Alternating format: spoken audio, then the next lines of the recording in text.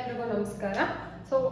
ನಾವು ಲಾಸ್ಟ್ 2 ವಿಡಿಯೋದಲ್ಲಿ ಏನು ನಮ್ಮ ಭಾರತದ ರಾಷ್ಟ್ರಕ್ಕೆ ಸಂಬಂಧಪಟ್ಟಂತಹ ಎಲ್ಲಾ ಮಾಹಿತಿಯನ್ನ ಅಂತಂದ್ರೆ ರಾಷ್ಟ್ರಗೀತೆ ಇರ್ಬೋದು, ಲಾಂಛನ ಇರ್ಬೋದು, ರಾಷ್ಟ್ರ ಧ್ವಜ ಇರ್ಬೋದು, ರಾಷ್ಟ್ರೀಯ ಕಟ್ಟಡ ಇರ್ಬೋದು, ರಾಷ್ಟ್ರೀಯ ಹೂವು, ರಾಷ್ಟ್ರೀಯ ಪ್ರಾಣಿ ಪಕ್ಷಿ, ರಾಷ್ಟ್ರೀಯ ಜಲಪ್ರಾಣಿ, ರಾಷ್ಟ್ರೀಯ ನದಿ, ಇವೆಲ್ಲದಕ್ಕೂ ಸಂಬಂಧಪಟ್ಟಂತಹ ಒಂದು ಮಾಹಿತಿಯನ್ನ ತಿಳ್ಕೊಂಡಿದ್ವಿ. ಯಾರಾದ್ರೂ ನೋಡಿಲ್ಲ ಅಂತಂದ್ರೆ ಆ 2 ವಿಡಿಯೋವನ್ನ ನೋಡಿ.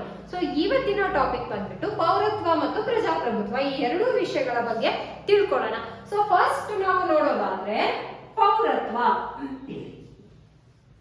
ಪೌರತ್ವ ಅಂತಂದ್ರೆ ಏನು ಅಂತ ಹೇಳಿ ಫಸ್ಟ್ ನಾವು ನೋಡೋಣ. ಸೊ ನಾವೆಲ್ಲರಿಗೂ ಗೊತ್ತು, ಪೌರತ್ವ ಅಂತಂದ್ರೆ ಯಾವುದೇ ವ್ಯಕ್ತಿ ಅಥವಾ ಜನರು ತಾವು ಸುಭದ್ರತೆಯಿಂದ ಸೌಹಾರ್ದಯುತವಾಗಿ ಸುರಕ್ಷಿತವಾಗಿ ವಾಸವನ್ನ ಮಾಡಲಿಕ್ಕೆ ಆಯಾ ಭೂ ಪ್ರದೇಶದಿಂದ ಪಡ್ಕೊಳ್ತಕ್ಕಂತಹ ಒಂದು ಮಾನ್ಯತೆ ಏನಿರುತ್ತಲ್ಲ, ಆ ಮಾನ್ಯತೆಯನ್ನ ನಾವು ಪೌರತ್ವ ಅಂತ ಹೇಳಿ ನೋಡ್ತೀವಿ. ಯಾಕೆ ಪೌರತ್ವ ತುಂಬಾ ಇಂಪಾರ್ಟೆಂಟ್ ಅಂತ ಹೇಳಿದ್ರೆ, ಆ ಭೂ ಪ್ರದೇಶದಲ್ಲಿ ಆ ಒಂದು ಸ್ಥಳದಲ್ಲಿ ಯಾವುದೇ ಒಂದು ಹಕ್ಕನ್ನ ಕಾನೂನಾತ್ಮಕವಾಗಿ, ಸಾಮಾಜಿಕವಾಗಿ, ರಾಜಕೀಯವಾದಂತಹ ಹಕ್ಕುಗಳನ್ನ ಪಡಿಬೇಕು ಅಂತಂದ್ರೆ ಅವನು ಆ ಪ್ರದೇಶದ, ಆ ರಾಜ್ಯದ, ಆ ರಾಷ್ಟ್ರದ ಪೌರತ್ವವನ್ನ ಪಡ್ಕೊಂಡಿರ್ಬೇಕು. ಸೊ ಹಾಗಾಗಿ ಅದನ್ನ ಒಂದು ಪೌರತ್ವ ಅಂತ ಹೇಳಿ ನಾವು ನೋಡ್ತೀವಿ. ಹಾಗಾದ್ರೆ ಪೌರತ್ವ ಅನ್ನೋದನ್ನ ನಾವು ನಮ್ಮ ಸಂವಿಧಾನದ ಭಾಗ 2ರಲ್ಲಿ ನೋಡ್ತೀವಿ, 5ರಿಂದ 11ನೇ ವಿಧಿಯವರೆಗೆ ನೋಡ್ತೀವಿ. ಸೊ ಇದು ಸಂವಿಧಾನಾತ್ಮಕವಾಗಿ ಇರ್ತಕ್ಕಂತಹದ್ದು ಅಂತ ಹೇಳಿ ನಾವು ನೋಡ್ತೀವಿ. ಭಾಗ 2ರಲ್ಲಿ ವಿಧಿ ಅಥವಾ ಅನುಚ್ಛೇದ 5ರಿಂದ 11ರಲ್ಲಿ ನೋಡ್ತೀವಿ. ಸೊ ಇದನ್ನ ಆಮೇಲೆ ಕಂಪ್ಲೀಟ್ ಆಗಿ ಡಿಸ್ಕಸ್ ಮಾಡೋಣ. ಸೊ ಬಿಫೋರ್ ದಟ್, ಪೌರತ್ವವನ್ನ ನಾವು ನಮ್ಮ ಸಂವಿಧಾನಕ್ಕೆ ಎಲ್ಲಿಂದ ಪಡ್ಕೊಂಡಿದೀವಿ, ಎರವಲು ಪಡ್ಕೊಂಡಿದೀವಿ ಅಂತ ಹೇಳಿದ್ರೆ ನಮ್ಮೆಲ್ರಿಗೂ ಗೊತ್ತು, ಬ್ರಿಟನ್ ನಿಂದ. ಯಾಕೆಂದ್ರೆ ನಮ್ಮಲ್ಲಿ ಇರೋ ಪೌರತ್ವ ಯಾವುದು?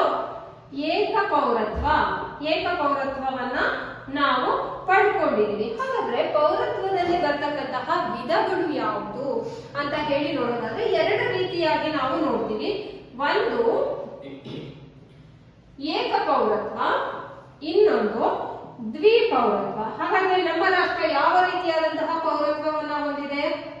ಭಾರತ ಏಕ ಪೌರತ್ವವನ್ನ ಹೊಂದಿದೆ ಅಲ್ವಾ?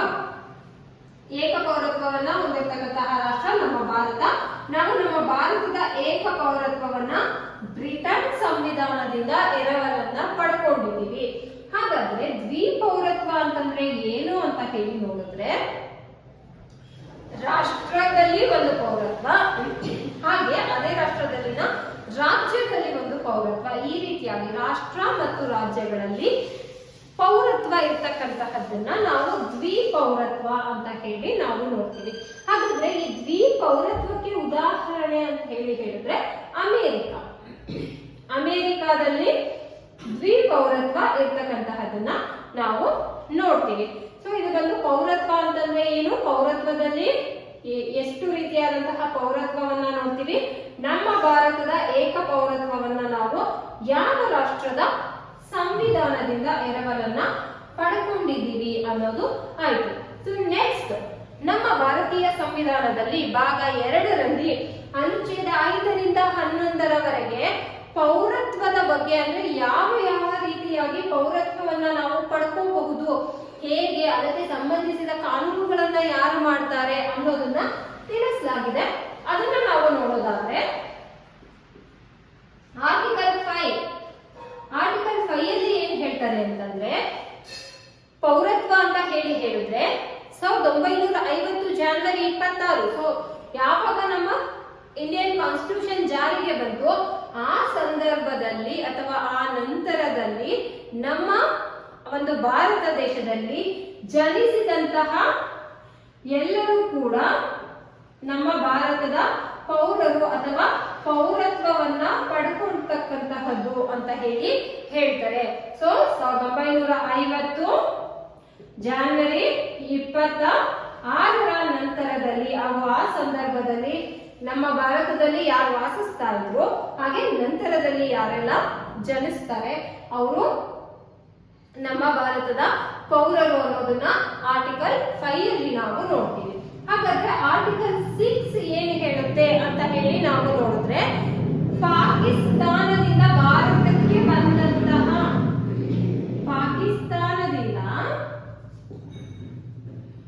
ಭಾರತಕ್ಕೆ ವಲಸೆ ಬಂದಂತಹವರು ಯಾವ ಸಂದರ್ಭದಲ್ಲಿ, ಈಗಲ್ಲ, 1950 ಜನವರಿ 26 ಈ ಸಂದರ್ಭದಲ್ಲಿ ಪಾಕಿಸ್ತಾನದಿಂದ ಭಾರತಕ್ಕೆ ಯಾರೆಲ್ಲ ವಲಸೆ ಬರ್ತಾರೆ ಅವರ ಪೌರತ್ವದ ಬಗ್ಗೆ ತಿಳಿಸುತ್ತೆ. ಅವರು ಹೇಗೆ ನಮ್ಮ ರಾಷ್ಟ್ರದ ಒಂದು ಪೌರತ್ವವನ್ನ, ಭಾರತೀಯ ಪೌರತ್ವವನ್ನ ಪಡೆದುಕೊಳ್ತಾರೆ ಅಂತ ಹೇಳಿ. ನೆಕ್ಸ್ಟ್ ನಾವು ಆರ್ಟಿಕಲ್ 7 ಅನ್ನ ನೋಡೋದಾದ್ರೆ, ಇದು ಉಲ್ಟಾ ಅಷ್ಟೇ. ಇಲ್ಲಿ ಪಾಕಿಸ್ತಾನದಿಂದ ಭಾರತಕ್ಕೆ ವಲಸೆ ಬಂದವರ ಬಗ್ಗೆ, ಇಲ್ಲಿ ಭಾರತದಿಂದ ಪಾಕಿಸ್ತಾನಕ್ಕೆ ವಲಸೆ ಹೋದವರು, ಅಲ್ಲಿ ಬಂದವರು ಇಲ್ಲಿ ಹೋದವರು ಅಷ್ಟೇ, ಅವ್ರ ಬಗ್ಗೆ ಹೇಳುತ್ತೆ. ಸೊ ನಮ್ಗೆ ಇಂಡಿಯಾದಲ್ಲಿ ಇರಕ್ಕಾಗಲ್ಲಪ್ಪ, ನಾವು ಪಾಕಿಸ್ತಾನಕ್ಕೆ ಹೋಗ್ತೀವಿ ಅಂತ ಯಾರು ಹೋದ್ರಲ್ಲ ಅವರ ಪೌರತ್ವಕ್ಕೆ ಸಂಬಂಧಿಸಿದ ಬಗ್ಗೆ ಆರ್ಟಿಕಲ್ 7 ಅಲ್ಲಿ ನಾವು ನೋಡ್ತೀವಿ. ಇನ್ನು ಆರ್ಟಿಕಲ್ 8 ಅಲ್ಲಿ ಬಂದಾಗ, ಆರ್ಟಿಕಲ್ 8 ಏನ್ ಹೇಳುತ್ತೆ ಅಂತ ಹೇಳಿ ನೋಡಿದ್ರೆ, ನಮ್ಮ ರಾಷ್ಟ್ರದಲ್ಲಿ ಅಥವಾ ಯಾವ ಬೇರೆ ರಾಷ್ಟ್ರದಲ್ಲಿ ವಾಸಿಸುತ್ತಿರುವ ಒಂದು ವ್ಯಕ್ತಿಗಳ ಮೂಲ ನಿವಾಸಿಗಳು ಅಥವಾ ಆ ಒಂದು ಪೂರ್ವಜರು ಏನಿರ್ತಾರಲ್ಲ, ಅವರು ನಮ್ಮ ರಾಷ್ಟ್ರದಲ್ಲಿ ಏನ್ ವಾಸ ಮಾಡ್ತಾರೆ ಅವರ ಬಗೆಗಿನ ಒಂದು ಮಾಹಿತಿಯನ್ನ ಇದರಲ್ಲಿ ತಿಳಿಸುತ್ತೆ. ಅಂತಂದ್ರೆ ಭಾರತೀಯ ಮೂಲದ ವ್ಯಕ್ತಿಗಳ ಪೌರತ್ವ, ರಾಷ್ಟ್ರದಲ್ಲಿ ವಾಸಿಸುತ್ತಿರುವ ಭಾರತೀಯ ಮೂಲ ವ್ಯಕ್ತಿಗಳ ಪೌರತ್ವ ಅಂತ ಹೇಳುತ್ತೆ. ಅಂತಂದ್ರೆ ಯಾವುದೋ ಒಂದು ಕಾರಣಕ್ಕೆ ಉದ್ಯೋಗ ಅಥವಾ ಇನ್ನೊಂದು ಯಾವುದೋ ಒಂದು ಕಾರಣಕ್ಕೆ ಬೇರೆ ರಾಷ್ಟ್ರದಲ್ಲಿ ವಾಸಿಸ್ತಾ ಇರ್ತಾರೆ, ಆದ್ರೆ ಅವರ ಮೂಲ ನಮ್ಮ ಭಾರತ ಅಥವಾ ಅವರ ಒಂದು ಮೂಲ ವ್ಯಕ್ತಿಗಳು ನಮ್ಮ ರಾಷ್ಟ್ರದಲ್ಲಿ ವಾಸಿಸ್ತಾ ಇದ್ದಂತಹ ಸಂದರ್ಭದಲ್ಲಿ ಹೇಗೆ ಅವರು ಪೌರತ್ವವನ್ನ ಪಡ್ಕೋಬಹುದು ಅನ್ನೋದನ್ನ ಈ ಒಂದು ಆರ್ಟಿಕಲ್ 8 ಅಲ್ಲಿ ನಾವು ನೋಡ್ತೀವಿ. ನೆಕ್ಸ್ಟ್ ಆರ್ಟಿಕಲ್ 9 ಅಲ್ಲಿ ಏನ್ ಹೇಳುತ್ತೆ ಅಂತ ಹೇಳಿ ನಾವು ನೋಡೋದಾದ್ರೆ, ಸ್ವಇಚ್ಛೆಯಿಂದ ವಿದೇಶಿ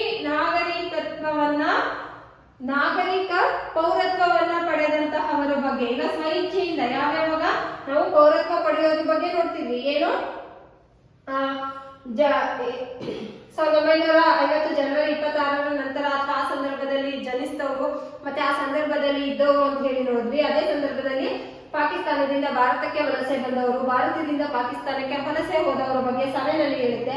8 ಅಲ್ಲಿ ಬಂದು ಭಾರತೀಯ ಮೂಲ ವ್ಯಕ್ತಿಗಳು ಏನು ವಾಸ ಮಾಡ್ತಾ ಇರ್ತಾರೆ ನಮ್ಮ ರಾಷ್ಟ್ರದಲ್ಲಿ, ಅವರ ಕುಟುಂಬದವರು ಬೇರೆ ಯಾವುದೋ ರಾಷ್ಟ್ರದಲ್ಲಿ ವಾಸ ಮಾಡ್ತಾ ಇದ್ರೆ ಅವರ ಪೌರತ್ವದ ಬಗ್ಗೆ ಹೇಳುತ್ತೆ.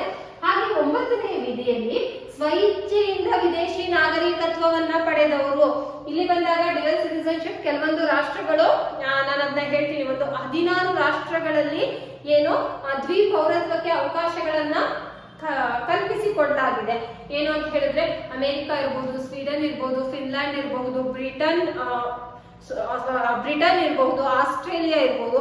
ಸೊ ಈ ರೀತಿಯಾಗಿ 16 ಕಂಟ್ರೀಸ್ ಅಲ್ಲಿ ದ್ವಿಪೌರತ್ವ ಅಂದ್ರೆ ಭಾರತೀಯ ಮೂಲದವರು ಆ ದೇಶಗಳಲ್ಲಿ ಏನೋ ವಾಸವನ್ನ ಮಾಡ್ತಾ ಇದ್ದಾರೆ ಅವ್ರಿಗೆ ದ್ವಿಪೌರತ್ವವನ್ನ ಕಲ್ಪಿಸಿಕೊಡ್ತಕ್ಕಂತಹ ಅವಕಾಶ ಇದೆ.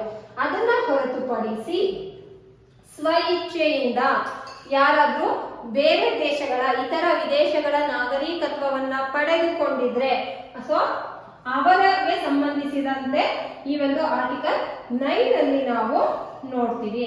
ನೆಕ್ಸ್ಟ್ ಆರ್ಟಿಕಲ್ 10 ಏನನ್ನ ಹೇಳುತ್ತೆ ಅಂತ ಹೇಳಿ ನಾವು ನೋಡೋದಾದ್ರೆ, ಭಾರತೀಯ ಪೌರನಾಗೋದಿಕ್ಕೆ ಇಚ್ಛಿಸಿದ್ರೆ ಯಾರಾದ್ರೂ ಅವ್ರು ಏನ್ ಮಾಡ್ಬೇಕು, ಭಾರತದ ಸಂಸತ್ತಿನ ಕಾನೂನುಗಳನ್ನ ಅಳವಡಿಸಿಕೊಳ್ಳಬೇಕು, ಅವುಗಳನ್ನ ಪಾಲಿಸಬೇಕು ಅಂತ ಹೇಳುತ್ತೆ. ಸಂಸತ್ತಿನಿಂದ ಮಾಡುವ ಕಾನೂನುಗಳನ್ನ ಅವನು ಪಾಲಿಸಬೇಕು, ಅವುಗಳನ್ನ ಒಪ್ಪಿಕೊಳ್ಳಬೇಕು ಅಂತ ಹೇಳುತ್ತೆ.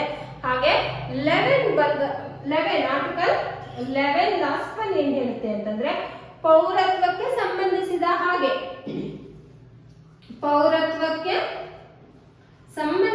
ಹಾಗೆ ಯಾವುದೇ ಕಾನೂನುಗಳನ್ನು ಮಾಡುವ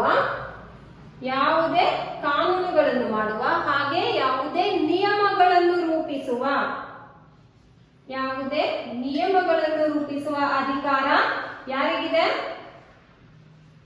ಸಂಸತ್ತಿಗಿದೆ, ಸಂಸತ್ತಿಗೆ ಇರುತ್ತದೆ ಅಂತ ಹೇಳಿ ನಾವು ನೋಡ್ತೀವಿ. ಸೊ ಇದಿಷ್ಟು ಏನು ನಮ್ಮ ಸಂವಿಧಾನದ ಭಾಗ 2 5ರಿಂದ 11ರವರೆಗಿನ ವಿಧಿಗಳಲ್ಲಿ ಪೌರತ್ವವನ್ನ ಕುರಿತಾದಂತಹ ಮಾಹಿತಿ ಯಾವ ಸಂದರ್ಭಗಳಲ್ಲಿ ಅಂದ್ರೆ ಹೇಗೆ ಪೌರತ್ವವನ್ನ ಕುರಿತಾದಂತಹ ಮಾಹಿತಿ ಅಥವಾ ಹೇಗೆ ನಮ್ಮ ಸಂವಿಧಾನದಲ್ಲಿ ಕೊಟ್ಟಿರ್ತಕ್ಕಂತಹ ಒಂದು ವಿಧಾನಗಳು ವಿಧಿಗಳು ಅಂತ ಹೇಳಿ ನಾವು ನೋಡಬಹುದು. ಸೊ ಇದಿಷ್ಟು ಪೌರತ್ವ ಅಂದ್ರೆ ಏನು, ಪೌರತ್ವವನ್ನ ಯಾವ ಸಂವಿಧಾನದಿಂದ ನಾವು ಎರವಲು ಪಡ್ಕೊಂಡು ಅಳವಡಿಸಿಕೊಂಡಿದ್ದೀವಿ, ಹಾಗೆ ಸಂವಿಧಾನದ ಯಾವ ಭಾಗದಲ್ಲಿ ಮತ್ತು ಎಷ್ಟು ವಿಧಿಗಳಲ್ಲಿ ಇದೆ, ಹಾಗೆ ಆ ವಿಧಿಗಳು ಏನನ್ನ ಹೇಳುತ್ತೆ ಅಂತ ಹೇಳಿ ನಾವು ನೋಡ್ತೀವಿ.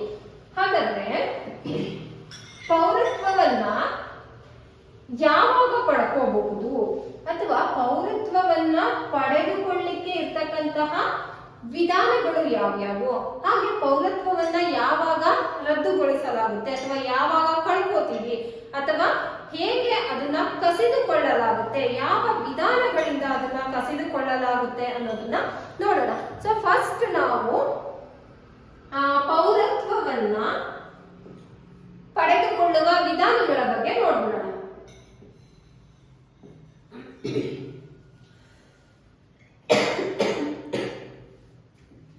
ಪೌರತ್ವವನ್ನ ಪಡೆದುಕೊಳ್ಳುವ ವಿಧಾನಗಳು, ಎಷ್ಟು ವಿಧಾನಗಳ ಬಗ್ಗೆ ನಾವು ಪೌರತ್ವವನ್ನ ಪಡ್ಕೋತೀವಿ ಅಂತ ಹೇಳಿ. ಸೊ ಇದರಲ್ಲಿ ಬಂದ್ಬಿಟ್ಟು 5 ವಿಧಾನಗಳ ಮುಖಾಂತರ ಪೌರತ್ವವನ್ನ ಪಡ್ಕೋಬಹುದು. ಹಾಗಾದ್ರೆ ಯಾವ್ಯಾವ ಪಡ್ಕೋಬಹುದು, ಹೇಗೆ ಅನ್ನೋದನ್ನ ನಾವು ನೋಡೋಣ. ಸೊ ಫಸ್ಟ್ ನಾವು ಏನ್ ನೋಡ್ತೀವಿ, ಜನನದ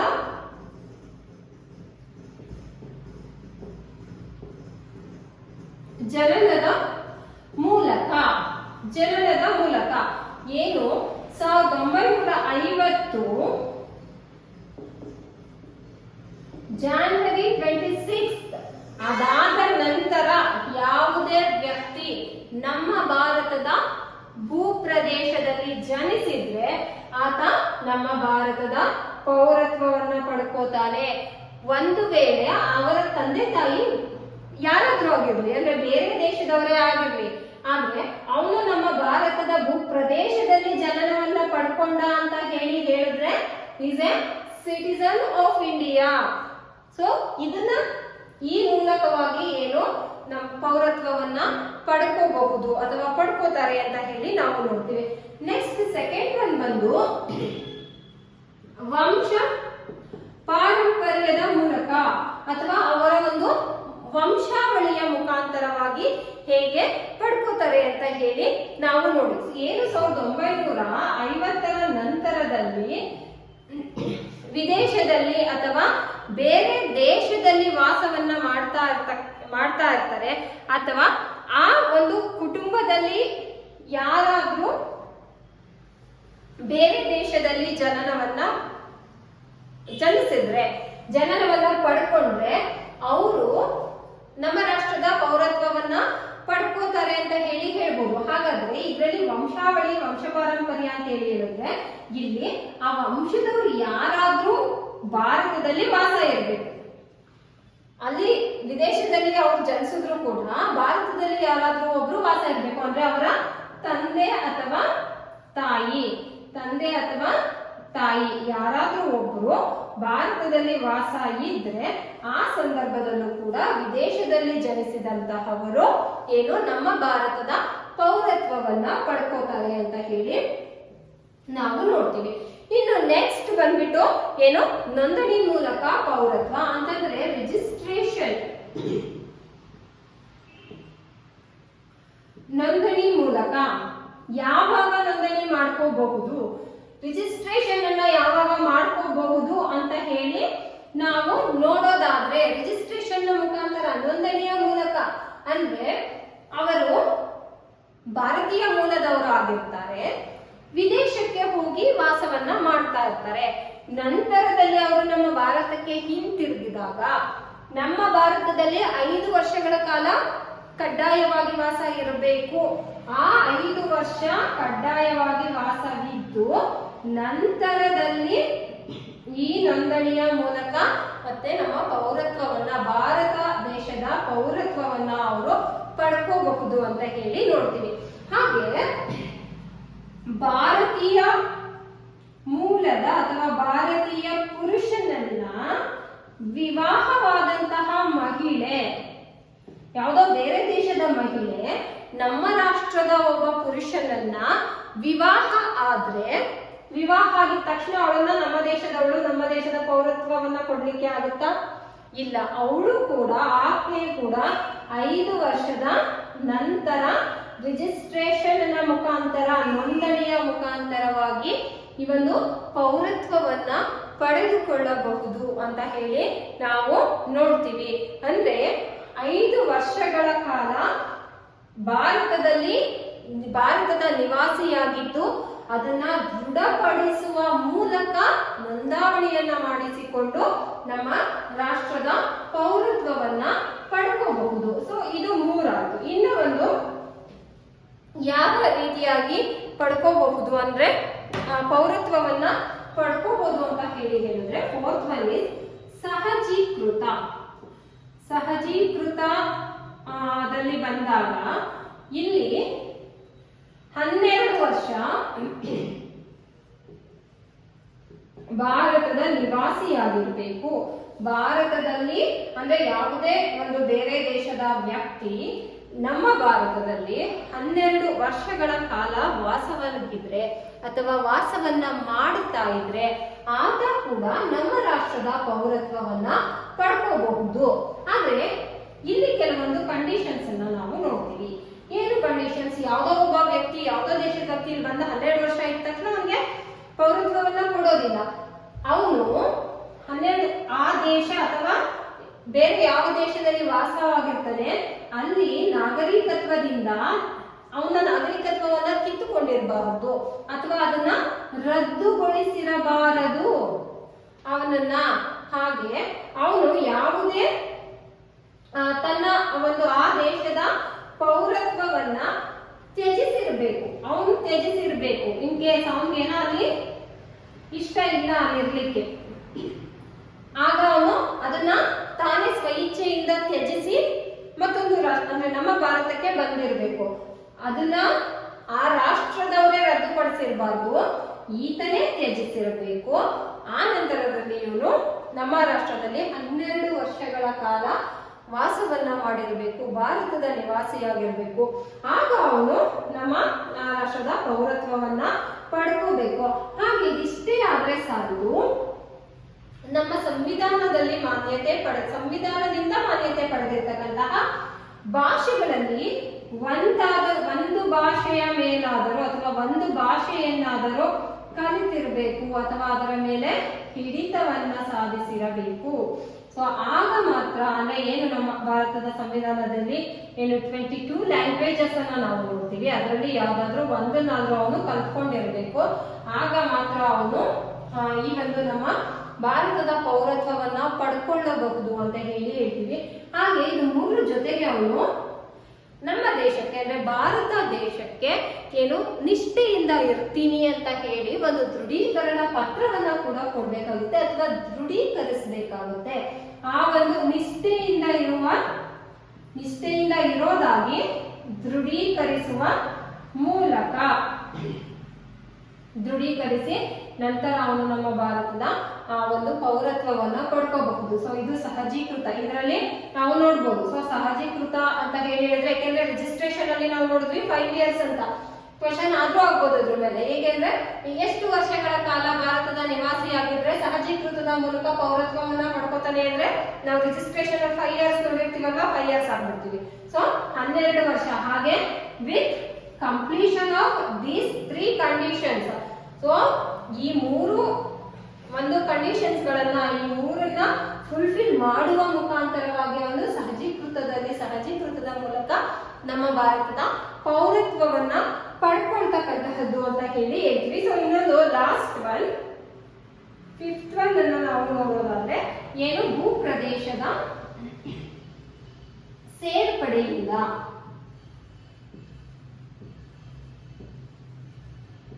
ಭೂಪ್ರದೇಶದ ಸೇರ್ಪಡೆಯಿಂದ ಅಂದ್ರೆ ಏನು, ಯಾವುದೋ ಒಂದು ದೇಶ ಮತ್ತೊಂದು ದೇಶದ ಒಕ್ಕೂಟದೊಂದಿಗೆ ಸೇರ್ಪಡೆಯಾದ್ರೆ, ಲೈಕ್ ಯಾವುದೋ ಒಂದು ಯುದ್ಧದ ಸಂದರ್ಭದಲ್ಲಿ ಏನು ನಾವು ನೋಡ್ತೀವಲ್ವಾ, ಯಾವುದೋ ಒಂದು ದೇಶ ಯುದ್ಧ ಮಾಡಿ ಗೆದ್ರೆ ಈ ದೇಶ ಅಥವಾ ಆ ಒಂದು ಒಕ್ಕೂಟದ ಜೊತೆಗೆ ಸೇರ್ಕೊಳ್ಳುತ್ತೆ. ಸೊ ಅಂತಹ ಸಂದರ್ಭಗಳಲ್ಲಿ ಈಗ ನಮ್ಮ ಭಾರತಕ್ಕೆ ಯಾವುದಾದ್ರೂ ಭೂಪ್ರದೇಶ ಅಥವಾ ಯಾವುದಾದ್ರೂ ಒಂದು ಒಕ್ಕೂಟ ಸೇರ್ಪಡೆ ಆಯ್ತು ಅಂತಂದ್ರೆ ಆ ಭೂಪ್ರದೇಶದಲ್ಲಿನ ಜನರು ನಮ್ಮ ಭಾರತೀಯ ಪೌರತ್ವವನ್ನ ಪಡ್ಕೊಳ್ತಕ್ಕಂತಹದ್ದು ಅಂತ ಹೇಳಿ ನಾವು ನೋಡ್ತೀವಿ. ಸೊ ಈ 5 ಒಂದು ಅಂಶಗಳ ಮುಖಾಂತರವಾಗಿ ಅಥವಾ ಈ 5 ವಿಧಾನಗಳ ಮುಖಾಂತರವಾಗಿ ಏನು ಭಾರತದ ಪೌರತ್ವವನ್ನ ಪಡೆದುಕೊಳ್ಳಬಹುದು. ಇದು ಯಾವುದರ ಅನ್ವಯ? ಪೌರತ್ವ ಕಾಯಿದೆ ಅಥವಾ ನಮ್ಮ ಸಂವಿಧಾನದಲ್ಲಿ ಭಾಗ 2ರಲ್ಲಿ ಇರ್ತಕ್ಕಂತಹ 5ರಿಂದ 11ರವರೆಗಿನ ವಿಧಿಗಳು ಏನಿವೆ ಅದರ ಪ್ರಕಾರವಾಗಿ ಅಂತ ಹೇಳಿ ನಾವು ನೋಡ್ತೀವಿ. ಸೊ ಹಾಗಾದ್ರೆ ಪೌರತ್ವವನ್ನ ಪಡೆದುಕೊಳ್ಳೋದು ನೋಡಿದ್ವಿ. ನೆಕ್ಸ್ಟ್ ಪೌರತ್ವವನ್ನ ರದ್ದುಗೊಳಿಸುವುದು ಅಥವಾ ಕಸಿದುಕೊಳ್ಳುವುದು ಅಂತ ಹೇಳ್ಬೋದು. ಯಾವಾಗ ಯಾವುದರ ಮೂಲಕ ಕಸಿದುಕೊಳ್ತೀವಿ ಅಥವಾ ಯಾವುದರ ಮೂಲಕ ರದ್ದುಪಡಿಸ್ತೀವಿ ಅಂತ ಹೇಳಿದ್ರೆ ಇಲ್ಲೂ ಕೂಡ 3 ವಿಧಾನಗಳನ್ನ ನೋಡ್ತೀವಿ. ಪಡೆದುಕೊಳ್ಳೋದ್ರಲ್ಲಿ ನಾವು 5 ವಿಧಾನಗಳನ್ನ ನೋಡ್ತೀವಿ. ಸೊ ಕಸಿದುಕೊಳ್ಳೋದು ಅಥವಾ ಅದನ್ನ ರದ್ದುಗೊಳಿಸೋದು 3 ವಿಧಾನಗಳಲ್ಲಿ ನಾವು ನೋಡ್ತೀವಿ. ಸೊ ಹಾಗಾದ್ರೆ ಫಸ್ಟ್ ಒನ್ ನಾವು ನೋಡಿದ್ರೆ ತ್ಯಜಿಸೋದು, ಅಂದ್ರೆ ನಮ್ಗೆ ನಾವೇ ಬೇಡ ಅಂತ ಹೇಳಿ ಅದನ್ನ ತ್ಯಜಿಸುವುದು. ನಾನು ಯಾವುದೋ ಬೇರೆ ದೇಶಕ್ಕೆ ಹೋಗ್ತಾ ಇದ್ದೀನಿ ಅಥವಾ ನಾನು ಬೇರೆ ದೇಶದ ಪೌರತ್ವವನ್ನ ಪಡ್ಕೊಳ್ಳಿಕ್ಕಾಗಿ ಈ ದೇಶದ ಪೌರತ್ವವನ್ನ ತ್ಯಜಿಸೋದನ್ನ ನಾವು ತ್ಯಜಿಸುವ ಮುಖಾಂತರ, ಅಂದ್ರೆ ಅದನ್ನ ಆ ವಿಧಾನದ ಮುಖಾಂತರ ನಾವು ಆ ಪೌರತ್ವವನ್ನ ಕಳ್ಕೋತೀವಿ. ನೆಕ್ಸ್ಟ್ ಸೆಕೆಂಡ್ ಒನ್ ಬಂದ್ಬಿಟ್ಟು ಏನು ಅಂತ ಹೇಳಿದ್ರೆ ರದ್ದುಪಡಿಸುವುದು. ಏನು?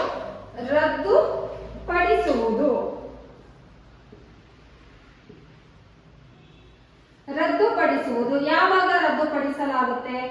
ಏನಾದ್ರೂ ಬೇರೆ ದೇಶದ ನಾಗರಿಕತ್ವವನ್ನ ಪಡೆದುಕೊಂಡಿದ್ದಂತಹ ಸಂದರ್ಭದಲ್ಲಿ ನಮ್ಮ ರಾಷ್ಟ್ರದ ಪೌರತ್ವ ರದ್ದುಪಡಿಸಲಾಗುತ್ತದೆ ಅಥವಾ ರದ್ದುಗೊಳಿಸಲಾಗುತ್ತೆ. ಸೊ ಈ ಮುಖಾಂತರವಾಗಿ ಕೂಡ ಏನು ಪೌರತ್ವವನ್ನ ರದ್ದುಗೊಳಿಸ್ತಕ್ಕಂತಹದ್ದು ಅಥವಾ ಕೊನೆ ಆಗ್ತಕ್ಕಂತಹದನ್ನ ನಾವು ನೋಡ್ತೀವಿ. Next last one that is ಕಸಿದುಕೊಳ್ಳುವುದು. ಏನು ಕಸಿದುಕೊಳ್ಳುವುದು ಅಂತಂದ್ರೆ ಇದೆ ಅವ್ರೇನೋ ಮಾಡಿದ್ರು ಅಂತ ಹೇಳಿ ನಾವು ಅದನ್ನ ವಾಪಸ್ ತಗೋತೀವಿ ಅಥವಾ ಕಿತ್ಕೋತೀವಲ್ಲ, ಅದು ಕಸಿದುಕೊಳ್ಳುವುದು. ಯಾವ ಸಂದರ್ಭದಲ್ಲಿ ಕಸಿದುಕೊಳ್ಳಬಹುದು? ಹಾಗಾದ್ರೆ ಕಸಿದುಕೊಳ್ಳುವುದು ಬಂದು ಏನಾದ್ರೂ ರಾಷ್ಟ್ರಕ್ಕೆ ಮೋಸವನ್ನ ಮಾಡಿದ್ರೆ, ರಾಷ್ಟ್ರ ದ್ರೋಹ ಮಾಡಿದಂತಹ ಸಂದರ್ಭದಲ್ಲಿ, ವಂಚನೆ ಮಾಡಿದಂತಹ ಸಂದರ್ಭದಲ್ಲಿ, ಅಥವಾ ಪೌರತ್ವವನ್ನ ಸುಳ್ಳು ಹೇಳಿ ಅಥವಾ ಮೋಸ ಮಾಡಿ ಪಡೆದುಕೊಂಡಿದ್ರೆ, ಪೌರತ್ವ ಪಡ್ಕೊಳ್ಳುವಾಗಲೇ ಏನಾದ್ರೂ ಸುಳ್ಳು ಹೇಳಿ ಅಥವಾ ಫೇಕ್ ಡಾಕ್ಯುಮೆಂಟ್ಸ್ ಅನ್ನ ಕೊಟ್ಟು ಈ ರೀತಿಯಾಗಿ ಏನಾದ್ರೂ ಪೌರತ್ವವನ್ನ ಪಡ್ಕೊಂಡಿದ್ರೆ ಆಗ ಅದನ್ನ ಕಸಿದುಕೊಳ್ಳಲಾಗುತ್ತದೆ. ಸೊ ಇದು 3ರ ಮುಖಾಂತರ ಪೌರತ್ವವನ್ನ ಕಳೆದುಕೊಳ್ತಕ್ಕಂತಹದ್ದು ಅಥವಾ ಏನು ಕಸಿದುಕೊಳ್ತಕ್ಕಂತಹ ವಿಧಾನಗಳು ಈ 3 ಅಂತ ಹೇಳಿ ನಾವು ನೋಡ್ತೀವಿ. ಸೊ ಇಷ್ಟು ಬಂದ್ಬಿಟ್ಟು ಏನು ಪೌರತ್ವದ ಬಗ್ಗೆ ತುಂಬಾ ಇಂಪಾರ್ಟೆಂಟ್ ಆಗಿರ್ತಕ್ಕಂತಹ ಅಂಶಗಳು. ಏನು ನಮ್ಮ ಸಂವಿಧಾನದ ಭಾಗ 2 5ರಿಂದ 11ನೇ ವಿಧಿಯವರೆಗೆ ನಾವು ನೋಡ್ತೀವಿ. ಹಾಗೆ ಯಾವ್ಯಾವದ ವಿಧಾನಗಳ ಮುಖಾಂತರವಾಗಿ ನಾವು ಪೌರತ್ವವನ್ನ ಪಡ್ಕೋಬಹುದು ಮತ್ತೆ ಕಳೆದುಕೊಳ್ಳಬಹುದು ಅಂತ ಹೇಳಿ ನಾವು ನೋಡ್ತೀವಿ. ಹಾಗೇನೆ ಪೌರತ್ವದ ವಿಧಗಳು. ನಮ್ಮ ಭಾರತ ಏಕ ಪೌರತ್ವವನ್ನ ಅಳವಡಿಸಿಕೊಂಡಿರ್ತಕ್ಕಂತಹ ರಾಷ್ಟ್ರ. ಅದನ್ನ ನಾವು ಎಲ್ಲಿಂದ ನಮ್ಮ ಸಂವಿಧಾನಕ್ಕೆ ಅಳವಡಿಸಿಕೊಂಡಿದ್ವಿ? ಬ್ರಿಟನ್ ಸಂವಿಧಾನದಿಂದ ಎರವಲು ಪಡೆದುಕೊಂಡಿದ್ದೀವಿ, ಅಳವಡಿಸಿಕೊಂಡಿದ್ದೀವಿ ಅಂತ ಹೇಳಿ ನಾವು ನೋಡ್ತೀವಿ. ಇನ್ನು ಪೌರತ್ವ ಕಾಯ್ದೆ ಬಗ್ಗೆ ನಾವು ನೋಡೋದಾದ್ರೆ ಸೊ ಅದೊಂದು ನೋಡ್ಬಿಡೋಣ. So that is also very important. ಯಾಕೆ ಅಂತಂದ್ರೆ ಪೌರತ್ವ ಕಾಯ್ದೆ 1955 ಡಿಸೆಂಬರ್ 30 ಎಲ್ಲಿ ಜಾರಿಗೊಳಿಸಲಾಗಿದೆ. ಹಾಗೆ ಆ ಕಾಯ್ದೆಗೆ 5 ಬಾರಿ ತಿದ್ದುಪಡಿಯನ್ನ ಕೂಡ ನಾವು ಮಾಡಲಾಗಿದೆ ಅಂತ ಹೇಳಿ ನಾವು ನೋಡ್ತೀವಿ. ಸೊ ಜಾರಿಯಾದದ್ದು ಯಾವಾಗ ಅಂತ ಹೇಳಿ ನೋಡಿದ್ರೆ ಪೌರತ್ವ ಕಾಯ್ದೆ ಡಿಸೆಂಬರ್ 30, 1955ರಲ್ಲಿ ಇದು ಜಾರಿಯಾಗುತ್ತೆ. ಸೊ ಈ ಜಾರಿಯಾದ ನಂತರದಲ್ಲಿ ಇದುವರೆಗೆ ಏನು 5 ತಿದ್ದುಪಡಿಗಳನ್ನ ನಾವು ನೋಡ್ತೀವಿ. 5 ತಿದ್ದುಪಡಿಗಳನ್ನ ಮಾಡಲಾಗಿದೆ. ಹಾಗಾದ್ರೆ ಆ 5 ತಿದ್ದುಪಡಿಗಳು ಯಾವ್ಯಾವಾಗ ಆಯ್ತು ಅಂತ ಹೇಳಿದ್ರೆ 1986 ಅಲ್ಲಿ ಒಂದು ಸಲ ಆಗಿದೆ, 1992, 2003, 2005 and 2019. ಸೊ ಇದಿಷ್ಟು 5 ಬಾರಿ ಈ ಇಯರ್ಗಳಲ್ಲಿ ನಮ್ಮ ಏನು ಪೌರತ್ವ ಕಾಯ್ದೆ 1955 ಡಿಸೆಂಬರ್ 30ರಂದು ಜಾರಿಗೆ ಬಂದಂತಹದ್ದು ಇದೆ. ಅದರ ಒಂದು ತಿದ್ದುಪಡಿಯನ್ನ ಈ 5 ಸಂದರ್ಭಗಳಲ್ಲಿ ನಾವು ನೋಡ್ತೀವಿ. ಸೊ ಇದಕ್ಕೆ ಸಂಬಂಧಪಟ್ಟ ಹಾಗೆ ನಾವು ಏನು ಈಗ 2019 ನಾವು ನೋಡಿದ್ವಿ. ಏನು 2019 ಅಲ್ಲಿ ಏನು ಬಾಂಗ್ಲಾ ವಲಸಿಗರಿಗೆ ಪೌರತ್ವವನ್ನ ಕೊಡ್ತಕ್ಕಂತಹದ್ದು, ಅಲ್ಪಸಂಖ್ಯಾತರಿಗೆ ಭಾರತದ ಪೌರತ್ವವನ್ನ ಕೊಡೋದು ಅಂತ ಹೇಳಿ. ಸೊ ಅದ್ರ ಬಗ್ಗೆ ಕೆಲವೊಂದು ಕಾಂಟ್ರವರ್ಸಿಗಳು ಆಗಿದ್ದನ್ನ ನಾವು ನೋಡ್ತೀವಿ. ಸೊ ಅದು ಯಾವ ಅಮೆಂಡ್ಮೆಂಟ್ ನ ಪ್ರಕಾರ ಅಂತ ಹೇಳಿದ್ರೆ 2019 ಅಲ್ಲಿ ಆದಂತಹ ಅಮೆಂಡ್ಮೆಂಟ್ ನ ಪ್ರಕಾರ. ಹಾಗೇನೆ ಇನ್ನೊಂದು ಪ್ರಮುಖವಾದಂತಹದ್ದನ್ನ ನಾವು ನೋಡೋದಾದ್ರೆ ಏನು 2005 ಅಮೆಂಡ್ಮೆಂಟ್ ಇದೆಯಲ್ಲ, ಇದು this is also very important ಇವೆರಡೂ ಕೂಡ. ಏಕೆಂದ್ರೆ ಇದು ಏನು ಬಾಂಗ್ಲಾ ವಲಸಿಗರು ಅಲ್ಪಸಂಖ್ಯಾತರಿಗೆ ಕೊಟ್ಟಂತಹದ್ದು ನಾವು ನೋಡಿದ್ವಿ. ಆದ್ರೆ 2005 ಅಲ್ಲಿ ಏನ್ ಅಮೆಂಡ್ಮೆಂಟ್ ಆಯ್ತು ಅಂತ ಹೇಳಿದ್ರೆ ಇದು ದ್ವಿಪೌರತ್ವದ ಬಗ್ಗೆ, ಯಾವ ದ್ವಿಪೌರತ್ವವನ್ನ ಭಾರತೀಯರಿಗೆ ನೀಡುವುದರ ಬಗ್ಗೆ, ಯಾವ ರಾಷ್ಟ್ರಗಳಲ್ಲಿ ನೀಡಬಹುದು ಅನ್ನೋದು ಕೂಡ ಇಲ್ಲಿ ಆಯ್ತು. ಅಂದ್ರೆ 16 ರಾಷ್ಟ್ರಗಳ ಜೊತೆಗೂಡಿ ಅಥವಾ ಏನು 16 ರಾಷ್ಟ್ರಗಳಲ್ಲಿ ವಾಸ ಮಾಡ್ತಾ ಇರ್ತಕ್ಕಂತಹ ಭಾರತೀಯರು ಇದ್ದಾರೆ, ಅವರಿಗೆ ದ್ವಿಪೌರತ್ವವನ್ನ ನೀಡ್ತಕ್ಕಂತಹದ್ದು. ಅಂದ್ರೆ ಅವರು ನಮ್ಮಲ್ಲಿನ ಪೌರತ್ವವನ್ನ ತ್ಯಜಿಸದೇನೆ ಅಲ್ಲಿನ ಪೌರತ್ವವನ್ನ ಪಡ್ಕೋಬಹುದು. ಅಥವಾ ಅವರು ನಮ್ಮ ಭಾರತೀಯ ಮೂಲದವರಾಗಿದ್ರೆ ಅವರು ಅಲ್ಲಿ ಪೌರತ್ವವನ್ನು ಕೂಡ ಪಡ್ಕೋಬಹುದು. ಅಥವಾ ಅಲ್ಲಿ ವಾಸವಾಗಿದ್ದಂತಹ ಸಂದರ್ಭದಲ್ಲಿ ನಮ್ಮ ಭಾರತೀಯ ಮೂಲದವರಾಗಿರೋದ್ರಿಂದ ಭಾರತೀಯ ಪೌರತ್ವವನ್ನು ಪಡ್ಕೋಬಹುದು ಅಂತ ಹೇಳಿ, ಅಂದ್ರೆ ದ್ವಿಪೌರತ್ವವನ್ನ ಪಡ್ಕೋಬಹುದು ಅಂತ ಹೇಳಿ. ಇದರಲ್ಲಿ ಎಷ್ಟು ರಾಷ್ಟ್ರಗಳಿಗೆ ಸಂಬಂಧಿಸಿದಂತಹ ಒಂದು ತಿದ್ದುಪಡಿ 2005 ಅಂತ ಕೇಳಬಹುದು ನಮಗೆ. ಸೊ 16 ಕಂಟ್ರೀಸ್, 16 ರಾಷ್ಟ್ರಗಳಿಂದ ನಾವು ನೋಡ್ತೀವಿ. ಇದರಲ್ಲಿ 16 ರಾಷ್ಟ್ರಗಳಿಗೆ ಸಂಬಂಧಿಸಿದ ಹಾಗೆ ಈ ಒಂದು ತಿದ್ದುಪಡಿಯನ್ನ ಜಾರಿಗೆ ತರಲಾಯಿತು. ಸೊ ಹಾಗಾದ್ರೆ ಯಾವ್ಯಾವ್ದು ರಾಷ್ಟ್ರ ಅಂತ ಹೇಳಿ ನಾವು ನೋಡೋದಾದ್ರೆ ಕೆನಡಾ, ಇಂಗ್ಲೆಂಡ್, ಅಮೆರಿಕ, ಹಾಗೆ Finland, New Zealand, Sweden, Ireland, Portugal, Netherland, Italy, ಈ ರೀತಿಯಾಗಿ ಸೊ ಒಟ್ಟು 16 ರಾಷ್ಟ್ರಗಳು ಇದೆ. ಅದನ್ನ ಒಂದ್ಸಲಿ ನೀವು ಆ ಲಿಸ್ಟ್ ನ ಚೆಕ್ ಮಾಡ್ಕೊಳ್ಳಿ, ಗೊತ್ತಾಗುತ್ತೆ. ಸೊ ಇದಿಷ್ಟು very important points in the ಪೌರತ್ವ ಅಥವಾ ಸಿಟಿಸನ್ಶಿಪ್ ಅನ್ನ ನಾವು ಏನ್ ನೋಡ್ತೀವಿ ಅಲ್ಲಿ. ಸೊ ಪೌರತ್ವ ಕಾಯ್ದೆ ಏನು ಡಿಸೆಂಬರ್ 30, 1955 ಅಲ್ಲಿ ಜಾರಿಗೆ ಬರುತ್ತೆ. 5 ಅಮೆಂಡ್ಮೆಂಟ್ಸ್ ಇಂಪಾರ್ಟೆಂಟ್ ಆಗಿ ಆಗುತ್ತೆ. ಸೊ ಅದರಲ್ಲಿ 2005 ಅಂಡ್ 2019 ಅನ್ನ ನಾವು ನೆನ್ಪಿಟ್ಕೊಳ್ಳೇಬೇಕು. Because it may be question arise on this topics or amendments. ಈ ಒಂದು ಅಂಶಗಳ ಮೇಲೆ ಕೂಡ KS ಅಥವಾ IAS ಅಲ್ಲಿ ಅಥವಾ 16 ರಾಷ್ಟ್ರಗಳು ಅಂತ ನಾನು ಏನ್ ನೋಡಿದೆ ಅದನ್ನ ನೋಡ್ಕೊಳ್ಳಿ, ಚೆಕ್ ಮಾಡ್ಕೊಂಡು 16 ರಾಷ್ಟ್ರಗಳನ್ನು ನೀವು ನೋಟ್ ಮಾಡ್ಕೊಂಡು ಓದ್ಕೊಳ್ಳಿ. ಯಾಕೆಂದ್ರೆ last time KS question paper ನೋಡಿದೀವಲ್ಲ ಹೇಗೆಲ್ಲ ಕೊಟ್ಟಿದ್ದ ಅಂತ ಹೇಳಿ. ಹಾಗೆ ಯಾವ ಕ್ವಶನ್ಸ್ ನ ಹೇಗ್ ಕೊಡ್ತಾನೋ ಗೊತ್ತಿಲ್ಲ. 4 ರೀತಿಯಲ್ಲಿ 16 ರಾಷ್ಟ್ರಗಳನ್ನು 3 ಆಪ್ಷನ್ಸ್ ಅಲ್ಲಿ ಹಾಕ್ಬಿಟ್ಟು ಇನ್ನೊಂದು ಆಪ್ಷನ್ ಅಲ್ಲಿ ಯಾವ್ದೋ ಬೇರೆ ರಾಷ್ಟ್ರಗಳನ್ನ ಹಾಕ್ಬಿಟ್ಟು ಇದ್ರಲ್ಲಿ ಯಾವ್ದು ದ್ವಿಪೌರತ್ವಕ್ಕೆ ಸೇರದೇ ಇರೋ ರಾಷ್ಟ್ರ ಅಂತ ಕೇಳ್ತಾನೆ. ಯಾಕೆಂತಂದ್ರೆ ಆ ಲೆವೆಲ್ ನ ಕ್ವಶನ್ ಪೇಪರ್ ನ ನಾವು ಆಲ್ರೆಡಿ ನೋಡ್ಬಿಟ್ಟಿದೀವಿ. ಸೊ ಎಕ್ಸ್ಪೀರಿಯನ್ಸ್ ಆಗಿದೆ. ಹಾಗಾಗಿ ನಾವು ಎಷ್ಟು ಓದ್ಕೋತೀವಿ ಅಷ್ಟು ಕೂಡ ಒಳ್ಳೇದು. ಅಂಡ್ ಎಷ್ಟು ಓದಿದ್ರು ಅದು ಸಾಕಾಗೋದಿಲ್ಲ ಅನ್ನೋ ಒಂದು ಕಾನ್ಸೆಪ್ಟ್ ನ ನಮ್ಗೆ ಚೆನ್ನಾಗಿ ಅರ್ಥ ಮಾಡಿಸ್ಬಿಟ್ಟಿದ್ದಾರೆ. ಸೊ ಇದಿಷ್ಟು ಬಂದು ಏನು ಪೌರತ್ವಕ್ಕೆ ಸಂಬಂಧಿಸಿದಂತಹದ್ದು. ಇನ್ನು ಪ್ರಜಾಪ್ರಭುತ್ವ, ಅದನ್ನು ಇದೇ ವಿಡಿಯೋದಲ್ಲಿ ಕಂಪ್ಲೀಟ್ ಮಾಡ್ಬಿಡೋಣ. ಪ್ರಜಾಪ್ರಭುತ್ವ ಏನು? ಪ್ರಜಾಪ್ರಭುತ್ವ ಅಂತಂದ್ರೆ ಆಡಳಿತ ವ್ಯವಸ್ಥೆ, ಸರ್ಕಾರ ಪದ್ಧತಿ ಅಥವಾ ಸರ್ಕಾರದ ವ್ಯವಸ್ಥೆ ಅಂತ ಹೇಳಿ ನಾವು ಈ ಪ್ರಜಾಪ್ರಭುತ್ವವನ್ನ ನೋಡ್ತೀವಿ. ಹಾಗಾದ್ರೆ ಯಾಕೆ ಸ್ಟಡಿ ಮಾಡ್ಬೇಕು ನಾವು ಈ ಪ್ರಜಾಪ್ರಭುತ್ವವನ್ನ? ನಮ್ಮ ಭಾರತದಲ್ಲಿ ನಾವು ಅಳವಡಿಸಿಕೊಂಡಿರ್ತಕ್ಕಂತಹ ಆಡಳಿತ ವ್ಯವಸ್ಥೆ, ಸರ್ಕಾರ ಪದ್ಧತಿ ಈ ಪ್ರಜಾಪ್ರಭುತ್ವ ಆಗಿದೆ. ಸೊ ಆ ಕಾರಣಕ್ಕಾಗಿ ನಾವು ಇದನ್ನ ಸ್ಟಡಿ ಮಾಡಬೇಕು. ಸೊ ಹಾಗಾದ್ರೆ ಏನು ಪ್ರಜಾಪ್ರಭುತ್ವ ಅಂತಂದ್ರೆ? ಎಲ್ರಿಗೂ ಗೊತ್ತು, ನೀವೇ ನಿಂಗೆ ಕೇಳ್ತಾ ಇದ್ದೀರಾ ಅಂತ ಹೇಳ್ಬೇಡಿ. ಪ್ರಜೆಗಳಿಂದ ಪ್ರಜೆಗಳಿಗಾಗಿ ಪ್ರಜೆಗಳಿಗೋಸ್ಕರ ಇರುವಂತಹ ಒಂದು ಪದ್ಧತಿಯನ್ನ ನಾವು ಪ್ರಜಾಪ್ರಭುತ್ವ ವ್ಯವಸ್ಥೆ, ಸರ್ಕಾರ ಅಂತ ಹೇಳಿ ನಾವು ನೋಡ್ತೀವಿ. ಸೊ ಹಾಗಾದ್ರೆ ಹಂಗಂತ ಹೇಳಿ ಡೆಫಿನಿಷನ್ಸ್ ಕೊಟ್ಟಿದಾರಲ್ಲ, ಅವ್ರ ಹೆಸರೇನು, ಯಾರು ಆ ಡೆಫಿನಿಷನ್ ಅನ್ನ ಕೊಟ್ಟಿರೋದು ಅಂತ ಹೇಳಿ ಹೇಳಿದ್ರೆ ಇದು ವೆರಿ ಇಂಪಾರ್ಟೆಂಟ್. ಇಲ್ಲಿ ಬಂದು ಅಬ್ರಹಾಂ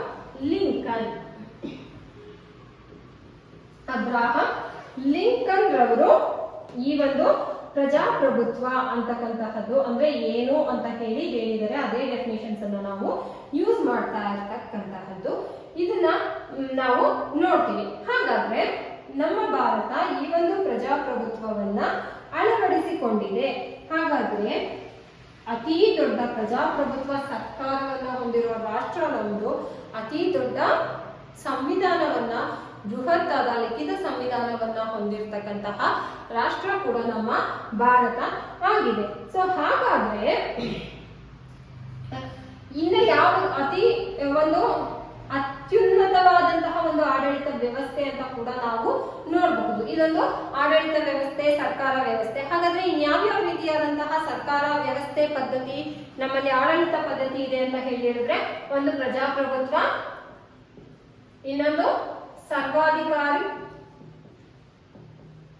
ಸರ್ವಾಧಿಕಾರಿ ಪದ್ಧತಿ, ಇನ್ನೊಂದು ಸಮತಾವಾದಿ ಪದ್ಧತಿ ಅಥವಾ ಸರ್ಕಾರ ಆಡಳಿತ ಅಂತ ಹೇಳಿ ನೋಡ್ತೀವಿ. ಸೊ ಇದು ಮೂರು ರೀತಿಯಾದಂತಹ ಆಡಳಿತ ವ್ಯವಸ್ಥೆ ಅಥವಾ ಸರ್ಕಾರ ವ್ಯವಸ್ಥೆಯನ್ನ ನಾವು ನೋಡ್ತೀವಿ. ಮೊದಲು ನಾವು ಪ್ರಜಾಪ್ರಭುತ್ವ ಅಂದ್ರೆ ಏನು ಅದರ ಬಗ್ಗೆ ತಿಳ್ಕೊಂಡ್ಬಿಡೋಣ. ಯಾಕೆಂದ್ರೆ ನಾವೀಗ ಆಲ್ರೆಡಿ ಅಳವಡಿಸ್ಕೊಂಡಿರೋದ್ರಿಂದ ಸರ್ವಾಧಿಕಾರಿ ತತ್ವ ಮತ್ತು ಸಮತಾವಾದಿ ತತ್ವ ಅಥವಾ ಆಡಳಿತ ವ್ಯವಸ್ಥೆಯನ್ನ ಬ್ರೀಫ್ ಆಗಿ ನೆಕ್ಸ್ಟ್ ನೋಡೋಣ. ಸೊ ಹಾಗಾದ್ರೆ ಈ ಒಂದು ಪ್ರಜಾಪ್ರಭುತ್ವ ಸರ್ಕಾರ ವ್ಯವಸ್ಥೆಯಲ್ಲಿ ಪ್ರಮುಖವಾಗಿ 3 ಅಂಗಗಳನ್ನ ನಾವು ನೋಡ್ತೀವಿ. ಯಾವ್ಯಾವುದು ಆ 3 ಅಂಗಗಳು? ಸೊ ನಮ್ಮೆಲ್ರಿಗೂ ಗೊತ್ತು ಏನು? ಶಾಸಕಾಂಗ, ಕಾರ್ಯಾಂಗ, ನೆಕ್ಸ್ಟ್ ಬಂದು ನ್ಯಾಯಾಂಗ.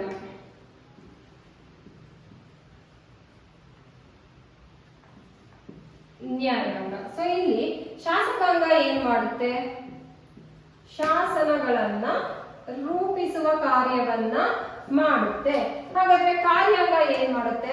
ಅವುಗಳನ್ನ ಕಾರ್ಯರೂಪಕ್ಕೆ ತರುವಂತಹ ಕೆಲಸವನ್ನ ಮಾಡುತ್ತೆ. ನ್ಯಾಯಾಂಗ ಏನ್ ಮಾಡುತ್ತೆ? ಅವುಗಳನ್ನ ನಿರ್ವಹಿಸುವ, ಸರಿಯಾದ ರೀತಿಯಲ್ಲಿ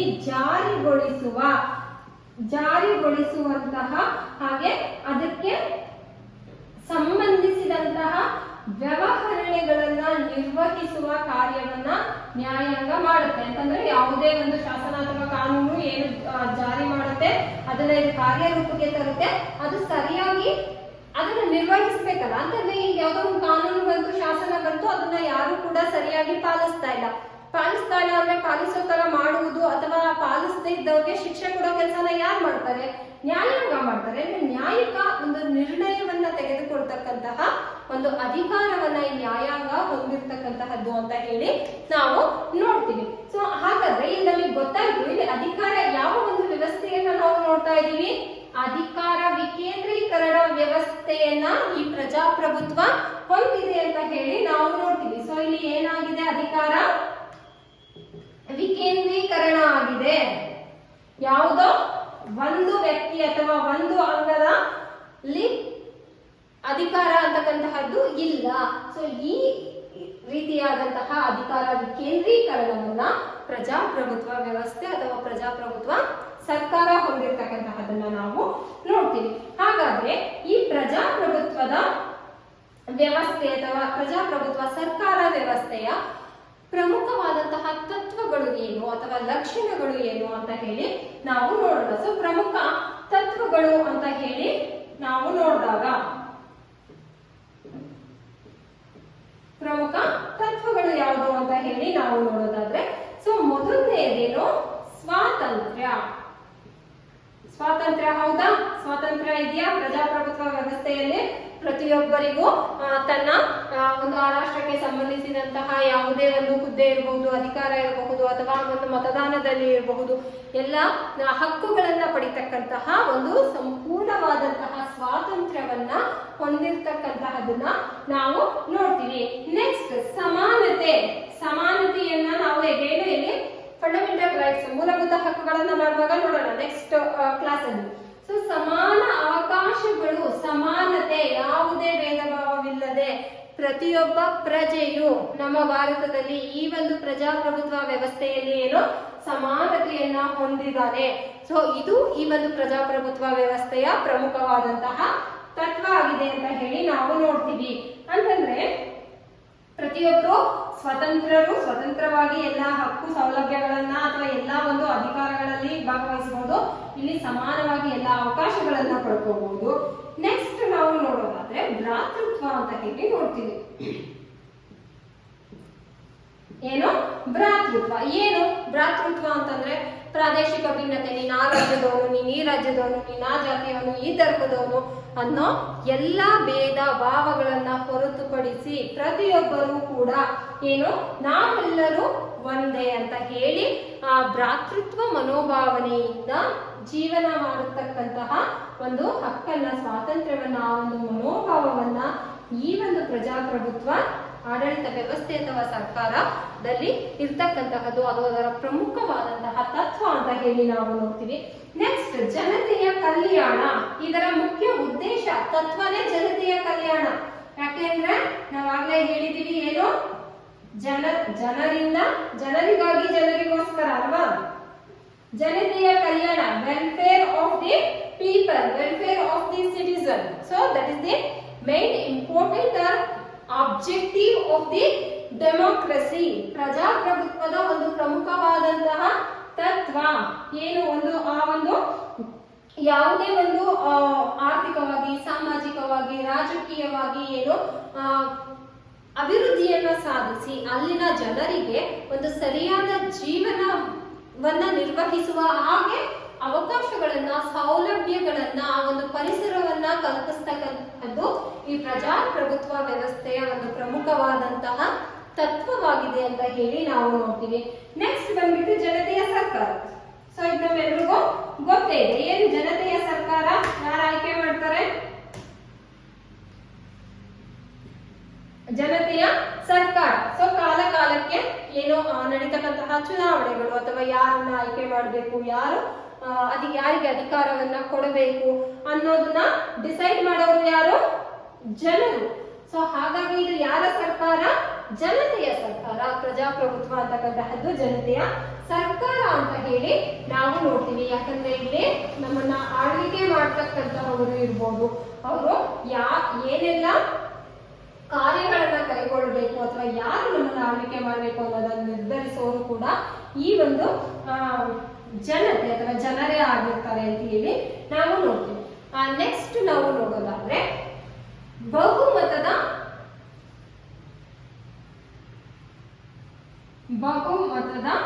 ಸರ್ಕಾರ. ಬಹುಮತದ ಸರ್ಕಾರ ಅಂತಂದ್ರೆ ಬಹುಮತದ ಸರ್ಕಾರ ಅಂತ ಹೇಳಿ ನೋಡಿದಾಗ ನಮಗೆ ಗೊತ್ತು, ನಮ್ಮ ಪ್ರಜಾಪ್ರಭುತ್ವದಲ್ಲಿ ಬಹು ಪಕ್ಷಗಳು ಇರ್ತಕ್ಕಂತಹದ್ದು ಅಥವಾ ಬಹುಪಕ್ಷಗಳ ಒಂದು ಸ್ಪರ್ಧೆ, ಚುನಾವಣೆ ಇವೆಲ್ಲವನ್ನ ನಾವು ನೋಡ್ತೀವಿ. ಸೊ ಹಾಗಾಗಿ ಒಂದಕ್ಕಿಂತ ಹೆಚ್ಚು ಪಕ್ಷಗಳು ಚುನಾವಣೆಯಲ್ಲಿ ಸ್ಪರ್ಧಿಸಿದಾಗ ಯಾರು ಅಧಿಕಾರವನ್ನ ಸ್ವೀಕರಿಸ್ತಾರೆ ಅಂತ ಹೇಳಿದ್ರೆ, ಯಾರು ಬಹುಮತವನ್ನ ಪಡ್ಕೊಳ್ತಾರೋ ಅವರು ಏನ್ ಮಾಡ್ತಾರೆ? ತಮ್ಮ ಸರ್ಕಾರವನ್ನ ನಡೆಸ್ತಾರೆ, ಸರ್ಕಾರವನ್ನ ನಿರ್ವಹಿಸ್ತಾರೆ. ಸೊ ಇದು ಪ್ರಜಾಪ್ರಭುತ್ವದ ಪ್ರಮುಖವಾದಂತಹ ತತ್ವ ಅಂತ ಹೇಳಿ ನಾವು ನೋಡ್ತೀವಿ. ನೆಕ್ಸ್ಟ್, ಹಾಗಾದ್ರೆ ಬಹುಮತವನ್ನ ಪಡೆದ್ರು, ಅವರು ಅಧಿಕಾರಕ್ಕೆ ಬಂದ್ರು, ಅವರು ಆಡಳಿತ ವ್ಯವಸ್ಥೆಯನ್ನ ನಡೆಸ್ತಾರೆ. ಹಾಗಾದ್ರೆ ಅಧಿಕಾರ ಯಾವ ರೀತಿಯಾದಂತಹದನ್ನ ನಾವು ನಮ್ಮ ಪ್ರಜಾಪ್ರಭುತ್ವದಲ್ಲಿ ಹೊಂದಿದೀವಿ ಅಂತಂದ್ರೆ ನೆಕ್ಸ್ಟ್ ತತ್ವ ಬಂದು ಅಧಿಕಾರ ವಿಕೇಂದ್ರೀಕರಣ.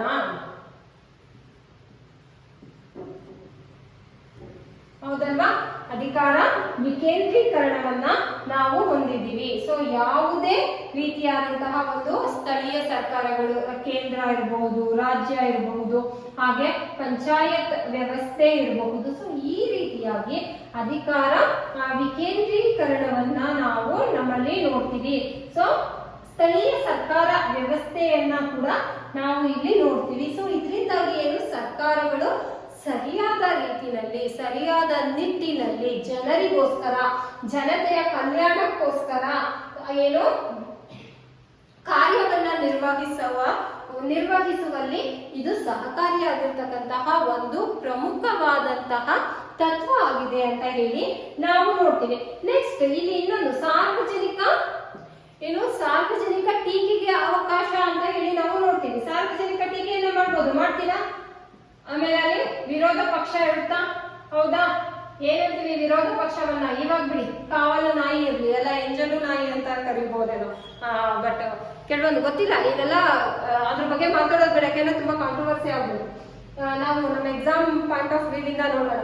ಬಟ್ ಸಾರ್ವಜನಿಕವಾಗಿ ಟೀಕೆಯನ್ನ ಮಾಡ್ಲಿಕ್ಕೆ ಅವಕಾಶ ಈ ಒಂದು ಪ್ರಜಾಪ್ರಭುತ್ವ ವ್ಯವಸ್ಥೆಯಲ್ಲಿ ಇರ್ತಕ್ಕಂತಹದನ್ನ ನಾವು ನೋಡ್ತೀವಿ. ನೆಕ್ಸ್ಟ್, ಹಾಗಾದ್ರೆ ಲಾಸ್ಟ್ ಒನ್ ಏನಿದೆ ಅಂತ ಹೇಳಿದ್ರೆ, ಈ ಅಧಿಕಾರವನ್ನ ಮಾಡಬೇಕು ಅಂತಂದ್ರೆ ಇವ್ರನ್ನೆಲ್ಲ ಆಯ್ಕೆ ಮಾಡ್ಬೇಕು ಅಲ್ವಾ? ಯಾವ್ದ್ರ ಮುಖಾಂತರವಾಗಿ ನಾವು ಆಯ್ಕೆ ಮಾಡ್ತಾ ಇದೀವಿ ಇವ್ರನ್ನೆಲ್ಲ? ಅಂದ್ರೆ ಪ್ರಜಾಪ್ರಭುತ್ವ ವ್ಯವಸ್ಥೆಯಲ್ಲಿ ಅವ್ರಿಗೆ ಅಧಿಕಾರ ಕೊಡ್ಬೇಕು, ಬಹುಪಕ್ಷ ಅದ್ರಲ್ಲಿ ಬಹುಮತ ಪಡ್ಕೋತಾರೆ, ಇವೆಲ್ಲ ನೋಡಿದ್ವಿ. ಯಾವ್ದ್ರ ಮುಖಾಂತರವಾಗಿ ಇವ್ರಿಗೆ ಅಧಿಕಾರವನ್ನ ಕೊಡ್ತಾ ಇದೀವಿ ಅಂತಂದ್ರೆ ವಯಸ್ಕ ಮತದಾನ ಪದ್ಧತಿಯ ಮುಖಾಂತರ. ಮತದಾನ ಪದ್ಧತಿ ಅಲ್ವಾ? ಮತದಾನ ಮಾಡೋದ್ರಿಂದಲೇ ಅವರು ಅಧಿಕಾರವನ್ನ ಪಡ್ಕೋತಾ ಇದ್ದಾರೆ. ಸೊ ಲಾಸ್ಟ್ ಒನ್ ಇಸ್ ವಯಸ್ಕ ಮತದಾನ ಪದ್ಧತಿ. ವಯಸ್ಕ ಮತದಾನ ಪದ್ಧತಿ. ಸೊ ನಮ್ಗೆಲ್ಲರಿಗೂ ಗೊತ್ತು. ಸೊ ಏನು 18 ಇಯರ್ಸ್ ಎಬೋ 18 ಇಯರ್ಸ್ ಆದವರು ಅಥವಾ 18 ಇಯರ್ಸ್ ಕಂಪ್ಲೀಟ್ ಆದಂತಹವರು ಮತವನ್ನ ಚಲಾಯಿಸಲಿಕ್ಕೆ ಹಕ್ಕುಳ್ಳವರಾಗಿರ್ತಾರೆ ನಮ್ಮ ಪ್ರಜಾಪ್ರಭುತ್ವ ವ್ಯವಸ್ಥೆಯಲ್ಲಿ. ಆ ಮುಖಾಂತರವಾಗಿ ನಾವು ಸರ್ಕಾರವನ್ನ ಆಯ್ಕೆಯನ್ನ ಮಾಡ್ತಾ ಇದೀವಿ. ಸೊ ಇದಿಷ್ಟು ಬಂದ್ಬಿಟ್ಟು ನಮ್ಮ ರಾಷ್ಟ್ರದ ಪ್ರಜಾಪ್ರಭುತ್ವ ವ್ಯವಸ್ಥೆ. ಸೊ ಹೇಗೆ ಕಾರ್ಯವನ್ನ ನಿರ್ವಹಿಸ್ತಾ ಇದೆ, ಹೇಗೆ ಅಧಿಕಾರ ವಿಕೇಂದ್ರೀಕರಣ ಆಗಿದೆ ಅಂತ ಹೇಳಿ ನಾವು ನೋಡ್ತೀವಿ. ಹಾಗಾದ್ರೆ ಇನ್ನ ಎರಡು ರೀತಿಯಾದ, ಇಲ್ಲಿ ನಾನು ಹೇಳಿದೆ ಸರ್ವಾಧಿಕಾರಿ ಮತ್ತೆ ಸಮತಾವಾದ ಅಂತ ಹೇಳಿ, ಅದನ್ನ ಬ್ರೀಫ್ ಆಗಿ ಹೇಳಿ ಮುಗಿಸ್ಬಿಡೋಣ. ಯಾಕೆಂತಂದ್ರೆ ಸರ್ಕಾರ ಪದ್ಧತಿ ಅಥವಾ ಆಡಳಿತ ಪದ್ಧತಿ ಅಂತ ಹೇಳಿ ನಾವು ಈ ಮೂರು ಪ್ರಮುಖವಾದಂತಹ ವ್ಯವಸ್ಥೆಯನ್ನ ಅಥವಾ ಪದ್ಧತಿಗಳನ್ನ ನಾವು ನೋಡ್ತೀವಿ. ಹಾಗಾಗಿ ಇಲ್ಲಿ ಸರ್ವಾಧಿಕಾರತ್ವ, ಈ ಕಡೆ ಸಮತಾವಾದ ಸರ್ಕಾರ ಅಥವಾ ಪದ್ಧತಿಯನ್ನ ನಾವು ನೋಡೋಣ. ಸೊ ಹಾಗಾದ್ರೆ ಇಲ್ಲಿ ಸರ್ವಾಧಿಕಾರತ್ವ ನಮ್ಮೆಲ್ಲರಿಗೂ ಗೊತ್ತೇ ಇದೆ, ನಾವೆಲ್ಲರೂ ಕೇಳೇ ಇರ್ತೀವಿ. ಏನು ಅಂತಂದ್ರೆ ಯಾವುದೋ ಒಂದು ಗುಂಪು ಅಥವಾ ಒಬ್ಬ ವ್ಯಕ್ತಿ, ಒಂದೇ ಪಕ್ಷ ಆಡಳಿತ ನಡೆಸುತ್ತಲ್ಲ, ಅದನ್ನೇ ನಾವು ಈ ಸರ್ವಾಧಿಕಾರ ಪದ್ಧತಿ ಅಂತ ಹೇಳಿ ಹೇಳ್ತೀವಿ. ಅಂತಂದ್ರೆ ಇಲ್ಲಿ ಏನು ಏಕಚಕ್ರಾಧಿಪತ್ಯವನ್ನ ನಾವು ನೋಡ್ತೀವಿ. ಒಂದೇ ಗುಂಪು ಇರುತ್ತೆ, ಒಬ್ಬನೇ ವ್ಯಕ್ತಿ ಇರ್ತಾನೆ, ಅವನೇ ನಾಯಕ, ಅವ್ನು ಹೇಳ್ದಾಗೆ ಎಲ್ಲ ಆಗ್ಬೇಕು. ಸೊ ಅದು ಏಕ ಚಕ್ರಾಧಿಪತ್ಯವನ್ನ ನಾವು ಇಲ್ಲಿ ನೋಡ್ತೀವಿ. ಏಕಚಕ್ರಾಧಿಪತ್ಯ ಇದ್ಮೇಲೆ ಏಕನಾಯಕ, ಒಬ್ಬನೇ ನಾಯಕ, ಅವನು ಏನ್ ಹೇಳ್ತಾನೆ ಅದನ್ನೇ ಮಿತ್ತವ್ರು ಎಲ್ಲರೂ ಕೇಳ್ಬೇಕು, ಪ್ರಶ್ನೆ ಮಾಡೋ ಪ್ರಮೇಯನೇ ಬರೋದಿಲ್ಲ ಇಲ್ಲಿ. ಆ ರೀತಿಯಾಗಿ ಇರ್ತಕ್ಕಂತಹದನ್ನ ನಾವು ನೋಡ್ತೀವಿ. ಆಮೇಲೆ ಇಲ್ಲಿ ನಾವು ನಮ್ಮ ಪ್ರಜಾಪ್ರಭುತ್ವದಲ್ಲಿ ನೋಡಿದ್ವಿ ಸ್ವಾತಂತ್ರ್ಯ ಅಂತ. ಇಲ್ಲಿ ಯಾವುದೇ ಸ್ವಾತಂತ್ರ್ಯ ಇರೋದಿಲ್ಲ, ಅದರಲ್ಲೂ ವ್ಯಕ್ತಿ ಸ್ವಾತಂತ್ರ್ಯ ಇಲ್ಲ, ಇರುವುದಿಲ್ಲ, ಇಲ್ಲಿ ಇರೋದಿಲ್ಲ. ವ್ಯಕ್ತಿ ಸ್ವಾತಂತ್ರ್ಯಕ್ಕೆ ಅವಕಾಶನೇ ಕೊಡದೇ ಇರ್ತಕ್ಕಂತಹ ಒಂದು ಆಡಳಿತ ವ್ಯವಸ್ಥೆ ಅಂತಂದ್ರೆ ಅದು ಈ ಒಂದು ಸರ್ವಾಧಿಕಾರತ್ವ ಅಂತ ಹೇಳಿ ನಾವು ನೋಡಬಹುದು. ಇನ್ನು ಹಾಗಿದ್ರೆ ಇಲ್ಲಿ ಏನ್ ಮಾಡ್ತಾರೆ ಅಂತಂದ್ರೆ ರಾಷ್ಟ್ರೀಯತೆಯ ವೈಭವೀಕರಣ ನಡೆಯುತ್ತೆ. ರಾಷ್ಟ್ರೀಯತೆಯ ವೈಭವೀಕರಣ ಆಗ್ತಕ್ಕಂತಹದ್ದು ಈ ಒಂದು ವ್ಯವಸ್ಥೆಯಲ್ಲಿ ಅಥವಾ ಈ ಒಂದು ಪದ್ಧತಿಯಲ್ಲಿ ವೈಭವೀಕರಣ, ರಾಷ್ಟ್ರೀಯತೆಯ ವೈಭವೀಕರಣವನ್ನ ನಾವು ನೋಡ್ತೀವಿ. ಹಾಗೆ ಜನಾಂಗ ಶ್ರೇಷ್ಠತೆ, ಯಾರ ತರ ಆ ಒಂದು ಜನಾಂಗದ ಶ್ರೇಷ್ಠತೆ ಅಂದ್ರೆ ನಾವಲ್ಲಿ ನೋಡಿದ್ವಿ ಏನು, ಏಕಚಕ್ರಾಧಿಪತಿ, ಏಕನಾಯಕ, ವ್ಯಕ್ತಿ ಸ್ವಾತಂತ್ರ್ಯ ಇಲ್ಲ ಅಂತಂದ್ರೆ ಒಂದು ಗುಂಪು, ಸರ್ವಾಧಿಕಾರತ್ವ ಅಂತಂದ್ರೆ ಒಂದು ಗುಂಪು ಅಥವಾ ಒಬ್ಬ ವ್ಯಕ್ತಿ, ಒಂದು ಪಕ್ಷದ ಆಡಳಿತ ವ್ಯವಸ್ಥೆ ಏನಿರುತ್ತಲ್ಲ ಅದನ್ನ ನಾವು ನೋಡ್ತೀವಿ. ಆ ಕಾರಣದಿಂದಾಗಿ ಇಲ್ಲಿ ಜನಾಂಗದ ಶ್ರೇಷ್ಠತೆಗೆ ಹೆಚ್ಚು ಮಹತ್ವ ಇರ್ತಕ್ಕಂತಹದನ್ನ ನಾವು ನೋಡ್ತೀವಿ. ಹಾಗೆ ಇಲ್ಲಿ ಎಲ್ಲ ಕಾನೂನುಗಳನ್ನ ಮಾಡ್ತಕ್ಕಂತಹ, ಎಲ್ಲ ನಿರ್ಧಾರಗಳನ್ನ ತೆಗೆದುಕೊಳ್ಳುವಂತಹ ಅಧಿಕಾರ ಅಥವಾ ಏಕೈಕ ವ್ಯಕ್ತಿ ಈ ಒಂದು ಸರ್ವಾಧಿಕಾರತ್ವವನ್ನ ಹೊಂದಿರತಕ್ಕಂತಹದ್ದು ಆಗಿರುತ್ತೆ. ಅಂತಂದ್ರೆ ಅವ್ರು ಏನ್ ಹೇಳ್ತಾರೆ ಅದೇ ಸರಿ. ಹಾಗೆ ಇಲ್ಲಿ ಭಯವನ್ನ ಹುಟ್ಟಿಸಿರ್ತಾರೆ ಅಥವಾ ಭಯ ಅಥವಾ ಕಾನೂನು ಪಾಲನೆ ಕಟ್ಟುನಿಟ್ಟಾಗಿರುತ್ತೆ ಇಲ್ಲಿ.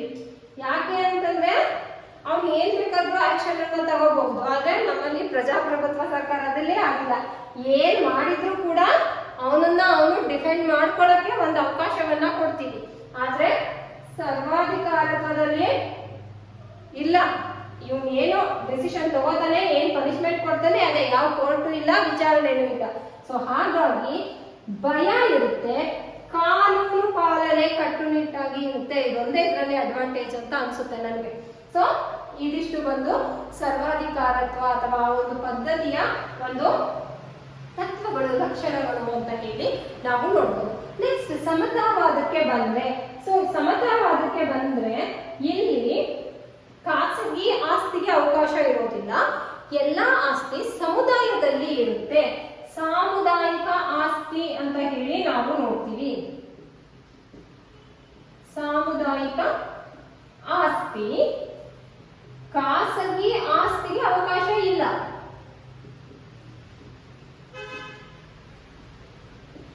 ಖಾಸಗಿ ಆಸ್ತಿಗೆ ಏನು ಯಾವುದೇ ರೀತಿಯಾದಂತಹ ಅವಕಾಶ ಇರೋದಿಲ್ಲ.